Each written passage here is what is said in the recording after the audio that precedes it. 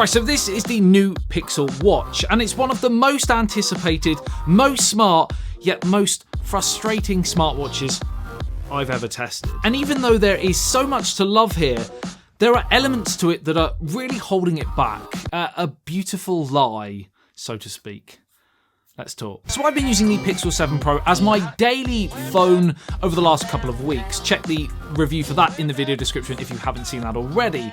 But alongside the phone, I've also been using the watch in conjunction. And in parts, it has really enhanced the experience with some really well thought out, impressive features. But in equal measure, it's got some poopy parts that really let it down. Poopy parts. The new technical term for a product con. So firstly, what do I love? Quite simply, I love the fact that Google have finally entered the smartwatch game. I don't get why it's taken this long, considering we've had so many smart Google products over recent years, but not one of the most popular smart accessories to run alongside smartphones. So quite why is a bit beyond me, especially considering nearly every other brand has produced a smartwatch, and some of them even use Google's Wear OS platform, which was created by Google years ago now. But that aside, what else floats my boat? Well, the Pixel Watch Haptics, like with the 7 series of phones, is just incredible. Really fine-tuned. So things like watch notifications and crown navigation just feel excellent. Like it's such an underrated area, I feel, within the tech industry. Because in any new product, this can drastically affect how polished, how premium a product feels. Something else that feels really polished is the display. There's a real finesse to the watch face curves, making all swiping gestures just really fluid and effortless. And the 1.2-inch OLED display has a 320 ppi, so it's certainly sharp enough for its size, and bright also at 1000 nits, which is not as bright as the Apple Watch Ultra for sure, but it is pretty much as bright as nearly every premium flagship smartphone that is available on the market. So you can use it indoor, but also outdoor with absolute ease. I do think the decision to only make one size was a bit of a mistake, because I have fairly small wrists for a guy, and even I think it looks a bit small. I mean, it's ideal for sport and things like swimming with its 50 meters water resistance, but from a sheer aesthetics point of view, and also from a functionality point of view as well, I do think it would benefit from being bigger. Typing, for example, is just really finicky, and has actually got me picking up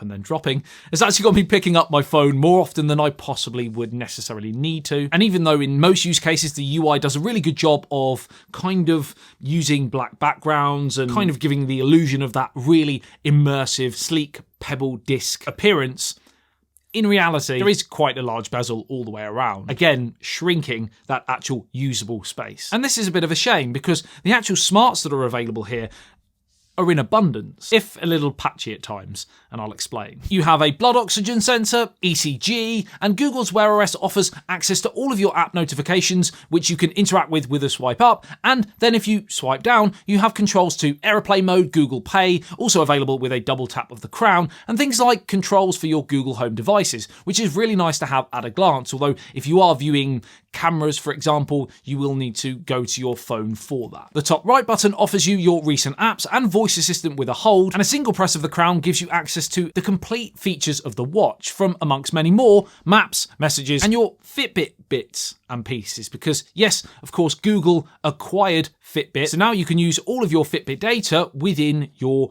Pixel Watch smartphone. Now, while on the surface of things that may seem a little clunky to sort of fuse Google software with Fitbit software, and especially when you consider that you can technically download 2, if not 3 apps in order to set your phone up. The Fitbit app, the Pixel Watch app, and the Google Fit app, which now almost seems pretty redundant. If you are a previous Fitbit user, you may think, best of both worlds, right? Here within the Fitbit app, you can take advantage of sleep and exercise tracking, stress management, and you can log food and water intake to keep you on track with your health goals.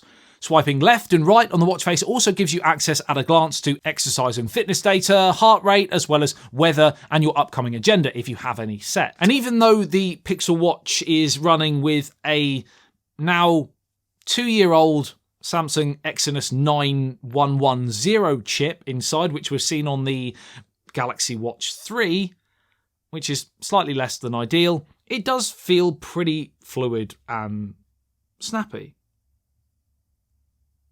Not quite sure why it took me so long to say the word snappy. Brain fog. snappy.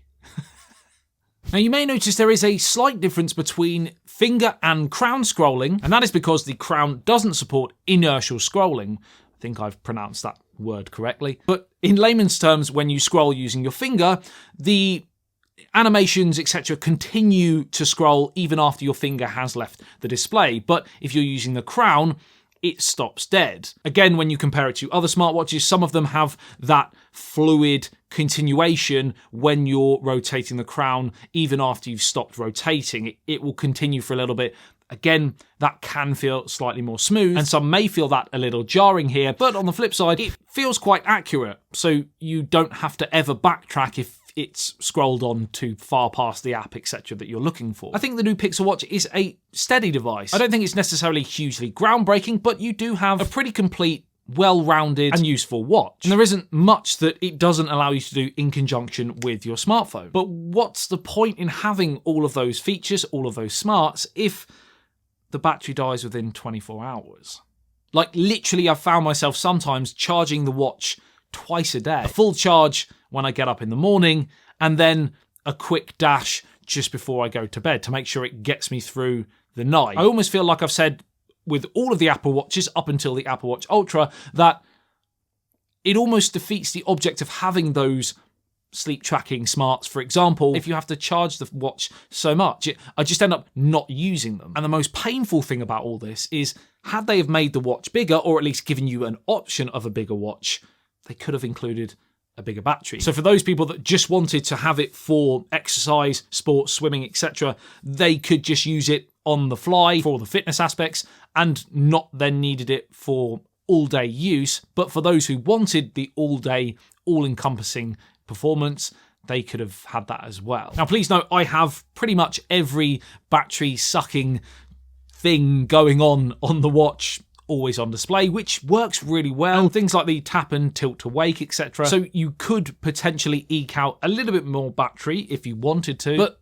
when I get a new product like this, as I'm sure you do, you want to use all of the new good features, don't you? So you put them all on. Why shouldn't you be able to use all of those wonderful smart features just because you're worried about battery? Charging itself is fairly quick, although, again, I would like to see some improvements on the actual charger, because, again, it's slightly less than ideal. The magnetic snap is pretty flimsy, and it often feels and does slip off, and you have to kind of spend a couple of seconds making sure it's definitely on and it's not going to slide off, and it kind of has a bit of a loose feeling. So things, again, that they could definitely improve in a Gen 2. So I'm really glad that Google have joined the party here, and I see some really great things, and for the right person, this might be ideal for you. But considering the £339 price tag and some of the drawbacks that we've already touched on, I think there are possibly better options out there. I do think Google are currently offering the Pixel Watch free if you purchase a Pixel 7 series phone,